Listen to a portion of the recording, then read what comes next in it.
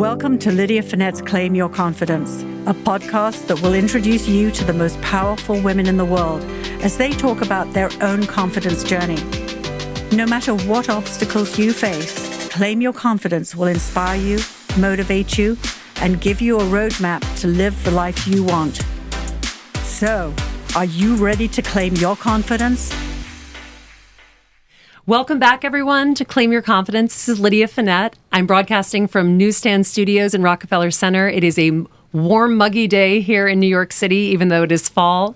And today I am so excited to introduce many of you to someone who probably needs no introduction. Lele Sadoughi is the accessories queen, the cult favorite of anything that you've ever wanted that is overstated, big, and beautiful.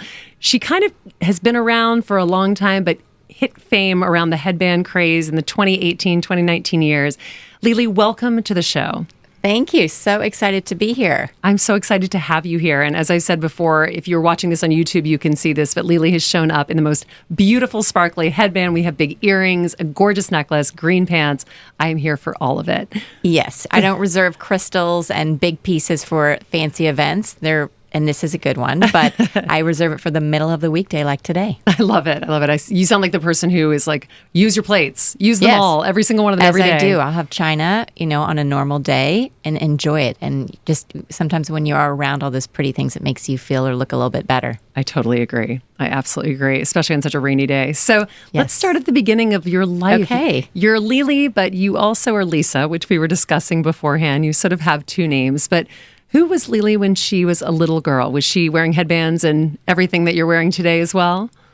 It's funny. I never thought of myself as a headband gal, although I did recently go back to my college in Texas and I looked at the composite pictures of my sorority and I was wearing headbands in each of them. So I've always worn something. I think it's really about just all accessories and matching and coordinating. And I just found so much joy in my little jumpsuit and wearing a matching bow. Probably my mother started that when she would have us wear the big bows. I'm an 80s child. So from the South, from Dallas, right? From Dallas. Yep. So that was just part of it. And I definitely remember going to a new school in third grade and a bunch of the girls were wearing it was also popular to wear the biking shorts and the big oversized T-shirts, and they were more sporty girls.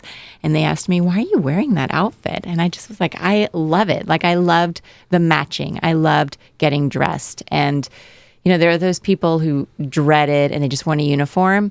And I am out here for those ladies that want to look extra special. I love that you acknowledge that because I do really love that about the South. I grew up in Louisiana and my mom was a big and still is a big headband wearer. And we love the accessories. We love the color. And living in New York City, which I know you did as well as part of your journey, it is interesting because sometimes I'll wear things and I have friends in New York who will often say to me, like, I could never wear that. I'm like, absolutely, you could. And you feel great when you wear it because people comment. People comment when you wear color or they wear your headbands or, I'm sure wearing a pair of bright green pants in New York City is getting some compliments today. Yeah, why not? How boring to just wear black all day long if you can express yourself in so many fun colors.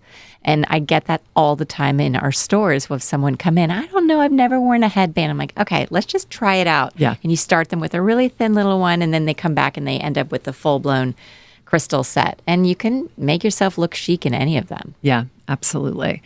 So did you love art, fashion? What was it that drew you into this world? I have always done art as a child, and I'm the middle of three girls. We all had very different interests. My older one likes sports. My younger one is quite dramatic, probably should have been an actress. And I just loved painting, drawing, photography, collage, all of those things. Wasn't specifically tied to fashion, but I just knew I needed to create. And it's just been in your makeup since the day you were born. Yes, And always. Did you do that throughout high school and college?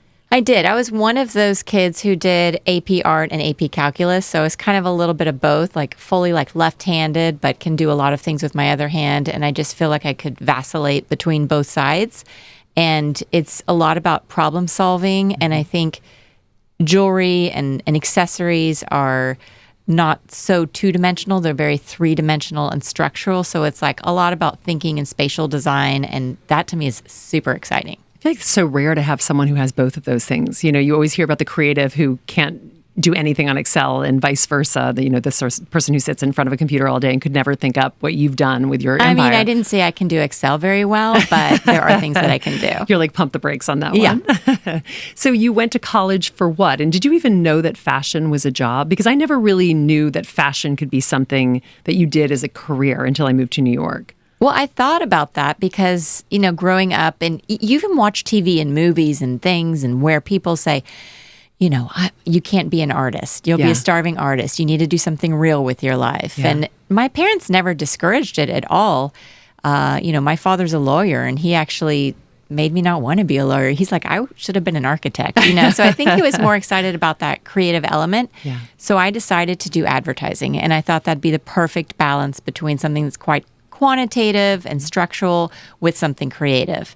But then I got into it and I was like, I don't want to do that. And then I wanted to get into fashion. So did you leave college and try advertising and then you did a quick U-turn into fashion? I had a lot of internships during college. And I was just mentioning, I just did a lecture for UT while I was here in New York. They have a program in New York.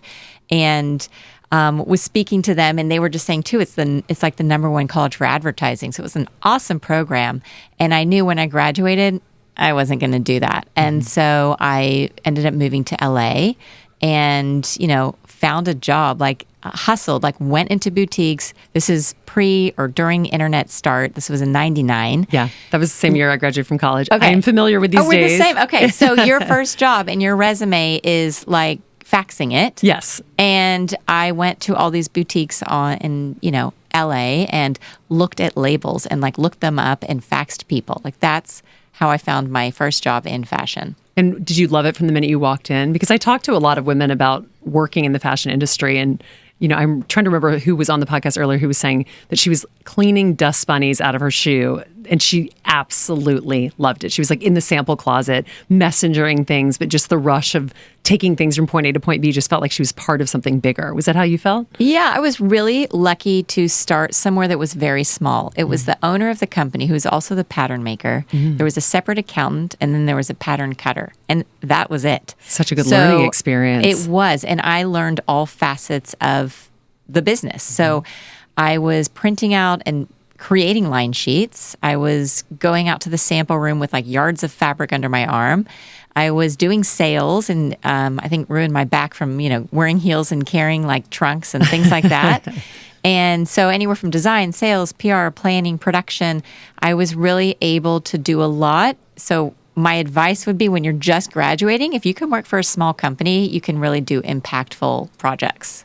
You seem like you had a lot of confidence as a younger person. I mean, even the hustle that you talk about, going in and looking at labels and faxing your resume or whatever it was at that point to different companies. Was that who you were as a child too, or was that something that you were gaining throughout your childhood into early adulthood? I'd say both. I'm still gaining. I'm still trying to gain more confidence. Yeah. Absolutely. But I think there were a few impactful things that I did that gave me the courage to just continue. And I think about this now. I have my own kids, they're 8 and 10. And my son just went to sleepaway camp. He's had 2 years now. And I was explaining it to my husband, who never had that opportunity. And I think that was one of the first times where I gained confidence and independence and doing my own thing and being forced to make your own decisions at an early age. And from there, I was like, okay, I got the travel bug. I traveled abroad. I went to London and was like, I'll figure out a place to live and a job. Went there with a one-way ticket and had summers in so many different places, from Madrid and Costa Rica, and just learned Spanish. So I think that after I graduated, I did have the confidence to move to LA.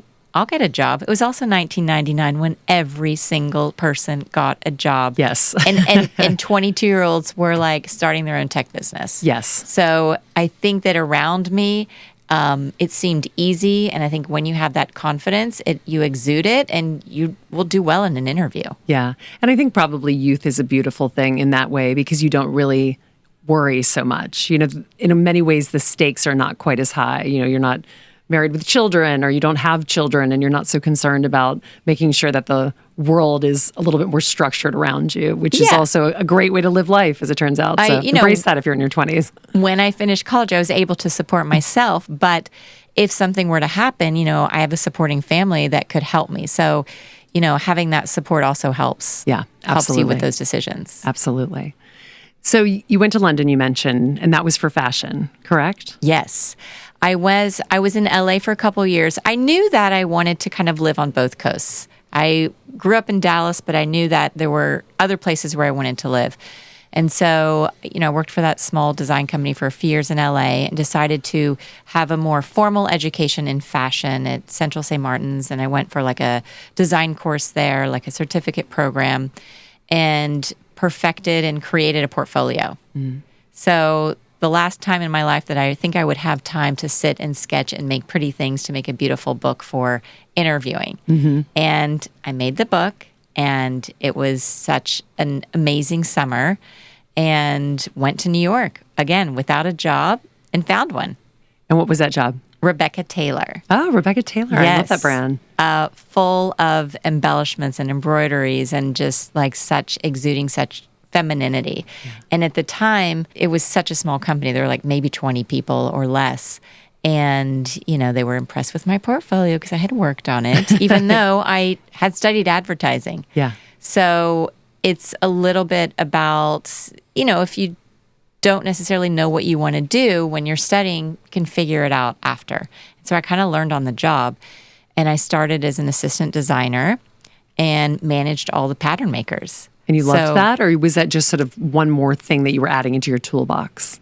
I'd say both. I'd say that wasn't the end all be all. I think I loved that I was learning something new. And then an opportunity arose where one girl left or something happened, and they asked me to design trims. And I hadn't necessarily thought about that, but all the details, all the buttons and the ribbons and the bows and the brooches and the little pieces.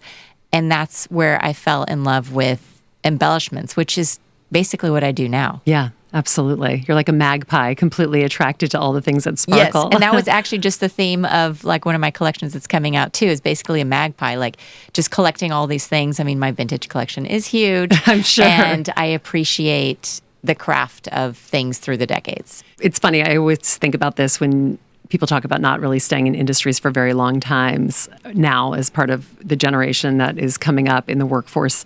And I do think one of my favorite phases that I heard a lot in my company growing up was 9/10 of getting promoted is just showing up for work, because eventually someone will leave and then you can take their job. And that was certainly what happened to me. And it sounds like a little bit like what happened to you as well. Yeah, it's so much circumstantial, and life has changed in work now with hybrid and with everything. But before that, the more you're there, the more opportunity you have to do different things. Yeah.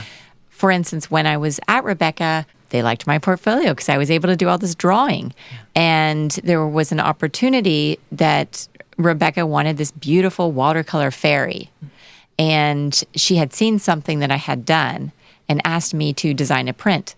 I'm not a print designer, but she saw that and I was there and it was late at night and like, let's do this and let's try this. So I'm sitting there with this silk, like drawing this fairy that ended up being produced, and I still kept, because it was in the Bergdorf Goodman catalog, of this lady contrapposto, like leaning with her beautiful fairy dress against this like upholstered shell like sofa. Oh my gosh. So that was a fun moment where it's a combination of opportunity and, hustle. Your next step, and we talked about this when you walked in, was J.Crew, which at the time was really the hottest company around. Jenna Lyons was the creative director. And I mean, I can remember getting those catalogs with the chambray shirts and the sequin skirts, and it was just this revolution. And you came in at exactly the right time, because I remember the J.Crew jewelry. I still have the J.Crew jewelry, probably that you designed. Yes. How did that happen? Oh my. Well, before that, I had moved to do some private label jewelry for Ippolita for a couple of years. And that was through a friend of mine. And I was only there for 5 months. They hired me and then they downsized. They don't even have private label anymore. It's just her line. And so another friend of mine, that's where I'm saying use all the networking that you can. Yeah. Because you never know who you're going to meet up with again that you've done in the past. Yeah. And so it was an exploratory interview. There was no jewelry at the time, so it wasn't even on my radar. And I met with someone there, and they said, I'm going to bring you back to have to talk to Jenna. And at the time, Jenna was head of women's. No one outside of J.Crew knew who she was. And so I met with her, and she said, we're thinking of doing jewelry.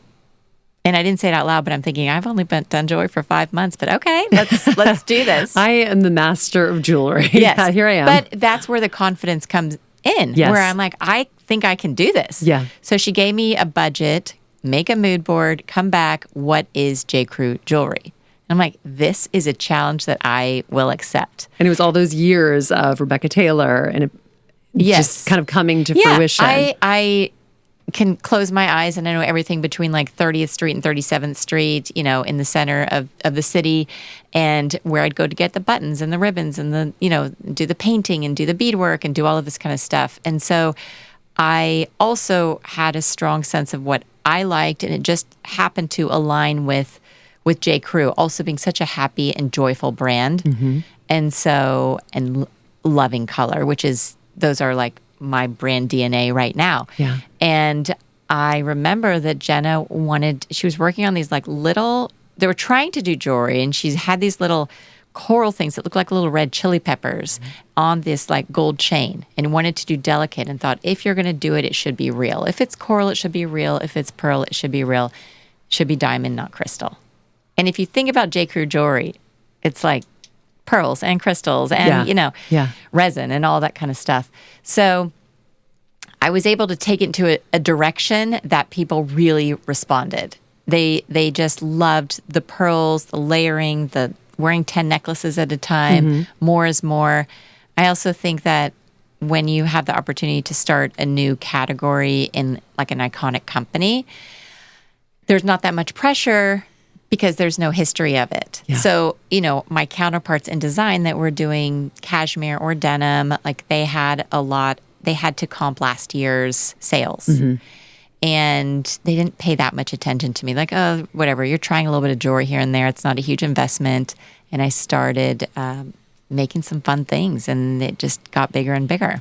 And at one point, I think it was a $60 million revenue line. Is that correct? Yeah. Or something to that extent? Yeah. It was huge. It was great. It was so exciting when I would just see people on the street wearing the jewelry. Yeah. And today, still, people like you were talking about it, and you have it in your closet, and I think it's time to pull it out again. I know. It's big is coming back, and I'm so excited because... I just read that this morning. Did you? Statement pieces, statement necklaces, statement earrings, everything's coming back. I was like, I didn't know that they'd left, so I'm glad to know. Yeah, I mean, I stick to my DNA, which I think when you said like the accessories queen or whatever, and being maximal and colorful, like that's exactly what I like. And I think to be successful, you have to just be secure and confident in your style. Yes. And you want to have an identity. Yeah. So I'm big and colorful, and it's about to rain more of that. So I'm really excited. I love it. So I went to the Southern Summit a couple of years ago, which is put on in Sea Island, Georgia. And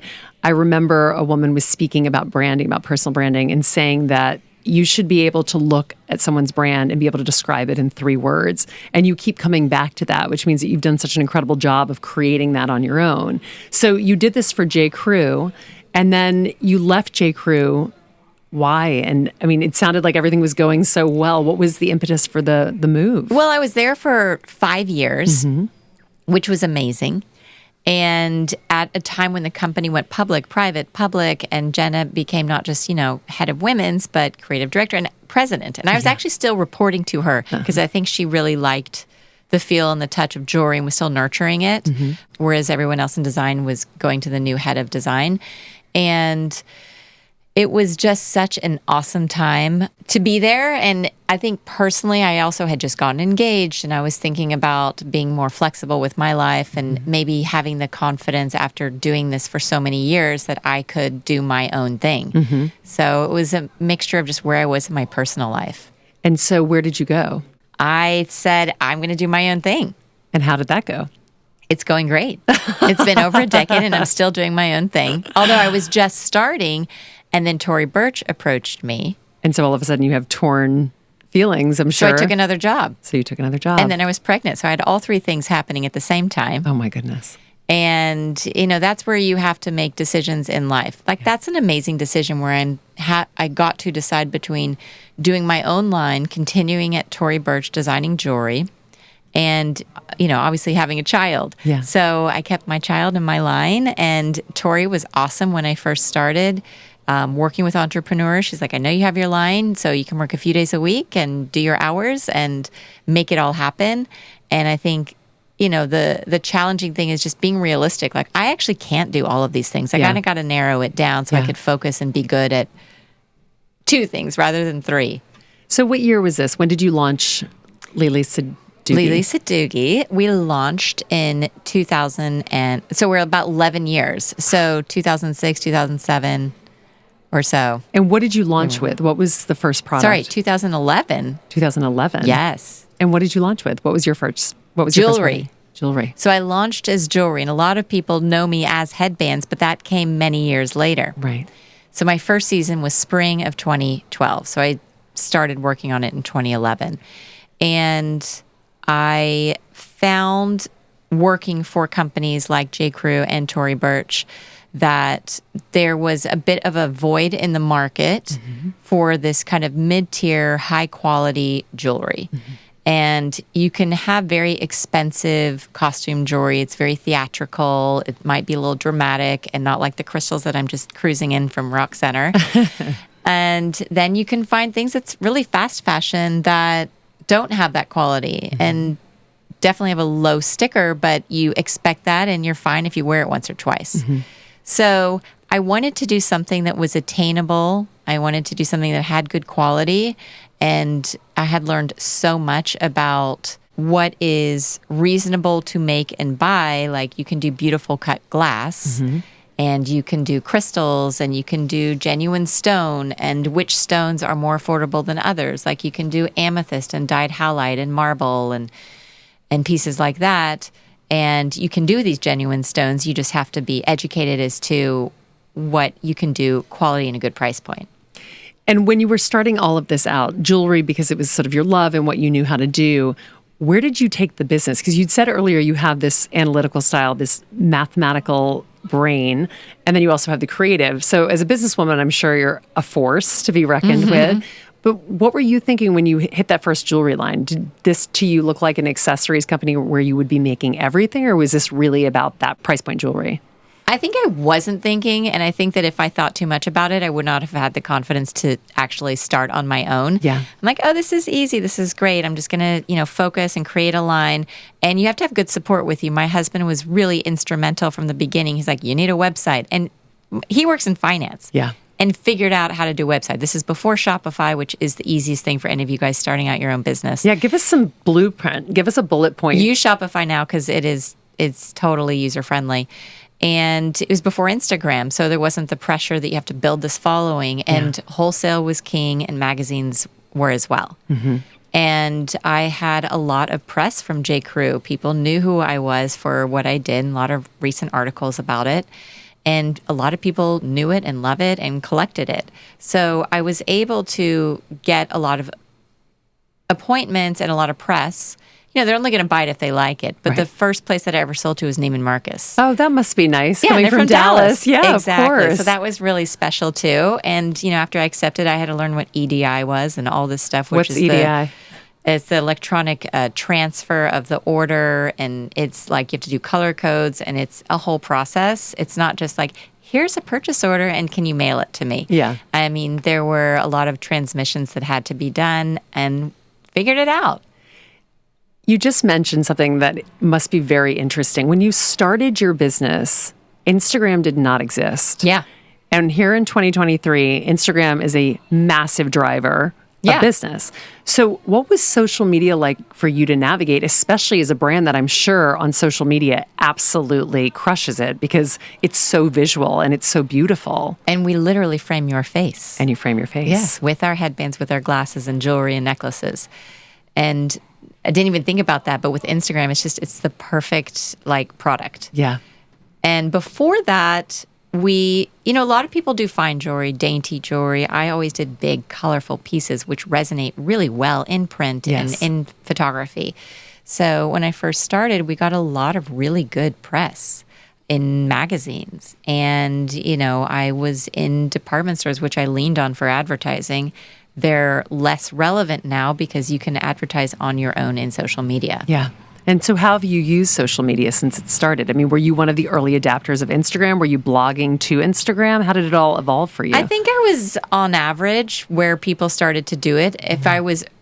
I think those people that did it really early got a huge following really quickly. I mean, now it's like trickling in a little bit more and more and more. You have to work really hard to gain followers. Yeah. So I got into it probably at a time where I can't imagine starting now and having no followers and feeling like I need something just to feel established. Yeah. So I was like, we were all in it together. We all had a few thousand and then got to 10,000 to 100,000, and it kind of grew with the brand and with other people doing it at the same time. Yeah. I imagine the pandemic was a really interesting time for you. No one was going anywhere, and yet everybody was on screen. How did that all work? I had a record year. I was actually wondering that, because I do feel like people were in sweatpants and then all of a sudden people started showing up. And I also made the most important accessory of the year, masks. That was COVID. Oh, masks. Jeweled masks that match your headband, printed masks that match your accessories. And at first I was reluctant, like, why am I making masks? And then when the CDC said that you should just pull out your own bandana, remember when they said that after they said, okay. Sure. So I was like, well, I can do better than that. You're like, I can beautify this. Oh, yeah. And it was all the essence of timing, the supply, the demand. Like, people couldn't even get any masks. Yeah. And we were able to get it done. And I didn't have a model. I didn't even have a sample yet. It was being made. I had tested a few, and I had like a dart, so it was tapered. I really wanted to fit. I did this like super soft cotton netting with like little holes in it. Obviously, it was tested for breathability and just really perfected it. And didn't have time to get a sample yet, but I wanted to put it out there. Yeah. Enlisted an illustrator and sold off of a drawing where she's wearing a matching seersucker headband with like little pearls on it and a matching seersucker mask with like little pearls, and sold thousands. I can't even imagine. I'm pretty sure that my children had these, because I definitely remember running across a picture last year that made me laugh out loud of all three of my children wearing seersucker masks. And I just remember looking at it and being like, what world were we living in? I mean, we just adapted in such an interesting way, but still trying to hold on to this beauty that we all love and are attracted to in any way, shape, or form that we could. Yeah, I mean, it was terrible. Nobody wanted to wear that. But if there's something that can make you smile, even though no one can see it because it was hidden, but something that can make you a little happy, then if I could be a part of somebody making themselves feel better, then I'm all for it. Yeah. It's funny. I had Nell Diamond on to talk about Hill House Home recently, and we were talking about that moment in the pandemic where all of a sudden people started showing up in a different way for work meetings on Zoom. You know, everybody was sort of like just making it through barely, and then all of a sudden one person would show up in something looking a little nicer, and then it sort of trickled through the office, and all of a sudden I feel like everybody was getting dressed up, but you could tell it was just top down. There was like nothing. Oh, yeah. And to this day, I mean, I took auctions during the pandemic, and I remember going to take the first auction, and I said in my book, it was like duct tape and popsicle sticks holding up the computer screens to take the auction.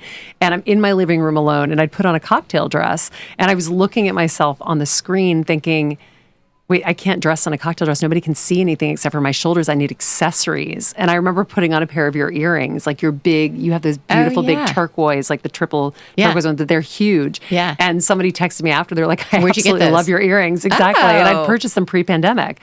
So they'd just been sitting there, but I realized that I needed something on screen that was going to actually make me pop and not just be like a cocktail, the top of a cocktail dress. So you pulled me through the pandemic too, Lily. I mean, I was at tears with some of the stories that I've heard.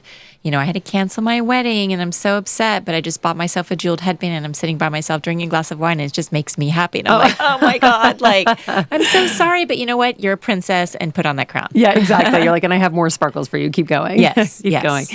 So when did you decide to keep going? As I just said, like, how did you get from jewelry to headbands and now so much more? Oh, I know. We have like, I don't know, over a dozen, 15 different categories right now.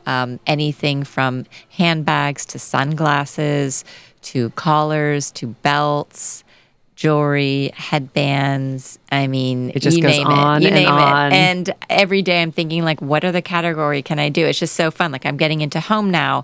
I'm doing, some little jeweled napkin rings and some placemats. And I just feel like you don't just have to decorate yourself, you can decorate your home.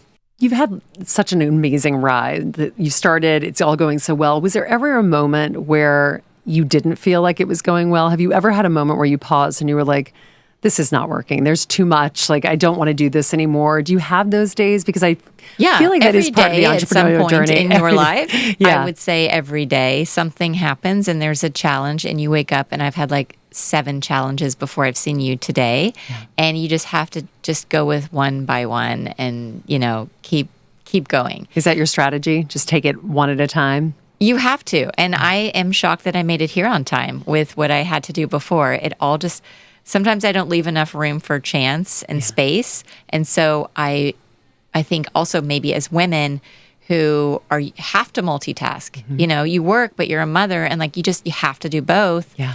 I think that I've had to learn how to problem solve and get as much done as possible and be okay not getting it all done. Yeah. And I think that that's the key too, when you give yourself the grace to be like, you know what, today is not the day I can do all of those 5 things. And maybe I'll do 3 and feel like a normal person as opposed to trying to do everything. Yes. Because I do feel like that is such that perfectionism that we all get caught up in. As an entrepreneur with 2 children? Yes. What do you do to balance that out? Like, how do you show them what you do? Do you bring them along, or do you really keep it sort of business and life? I totally bring them along as much as I can. I think it's exciting for them to see, an entrepreneur. It's really easy to understand. I mean, my husband's in finance and he helps and he does a lot with the business. Also the real estate and the store expansion. And, we've, as a family, opened up every store. We were in Nashville last week. Oh, that's great. We bring them all along. We brought them all along, cut the ribbon together. And, my son is merchandising the headbands like on the side, and my daughter's passing out cookies, and it's really a family affair. And I feel like what I do is very tangible and definable, and they understand. Mommy makes accessories, and they see it. It's harder to explain like finance, and other things like that, but they get it, and it's exciting. And when I see them, like my daughter wears something, be like, my mommy made this, like, I melt. I know. Yeah. I feel like anytime your kids say that, it's like the biggest compliment, Oh, yeah. It's really cute. So what comes next for you? What comes next? I always need to create. I happen to be doing accessories right now. I mean, I could do so many other things. And I think that if I stick to my DNA of making things that are joyful and colorful and maximal, it could really be anything. I mean, I feel like I'd want to do the interior of, where we are right now inside this booth and add some color and sparkle and Joe, things watch like out. that. Joe's going to come back. I see a little turquoise accent on you. We could put that out in the room and really express your style and where you are. We'll have a completely blinged out newsstand studios moving forward. Only crystals in here. So people will walk by and know it. I love it. Yes. I absolutely love it. Yes. And so you'll be expanding to new stores, or do you feel like you have the footprint and you're done for now? We are. I mean, we've opened up 3 in this past year. That's so amazing. I need a little bit of a break. Just open up one, as I mentioned, like few days ago. So we're in New York on Bleecker Street, and Newport, California, and Dallas, Highland Park Village, Houston, and now Nashville. Looking to expand. We've got some markets that we know that do well, and it's, as we mentioned before, it's like all about opportunity and what's on your list and having it kind of get together. So Lele, where can our listeners find you? Okay. We are online at lelesadoughi.com. And, if you just put in Lele, you will find me. As many people, when we first start an interview, say, how do you pronounce your name? And so you can find us that way. And we're also at Neiman's and Nordstrom and Saks and Bloomie's, Revolve, Shop, many other places too. So hopefully you can find me in one of those places. Well, Lele, thank you so much for stopping by Newsstand Studios today. As you said, I know you have so many things that happened before this. So the fact that you made it here and look so beautiful and glamorous, you I'm as well. so impressed. I know I happen to be in green as well. I love good coordination, and I feel like you and I are really coordinating today. So I feel the same. And we did not plan that, just so you guys know. It was complete fate. So as you guys know, I always like to end with a question to our listeners. You talk so much about being authentic and that your brand really reflects who you are. If you're an entrepreneur out there, or if you're someone who's starting a brand, what are you doing to make sure that you are reflected in everything you do? Because there is no question that Lele is the master of that. So If you guys want to DM me or Lele with the response to that, I know we will look forward to that. To everyone who's tuned in, I want to thank you once again for being here. Thank you to Joe. Thank you to Rockefeller Center for this podcast and our lovely newsstand studios with a glass front. So please stop by the next time you come. I'm Lydia Fenet. Tune in again next Tuesday for Claim Your Confidence.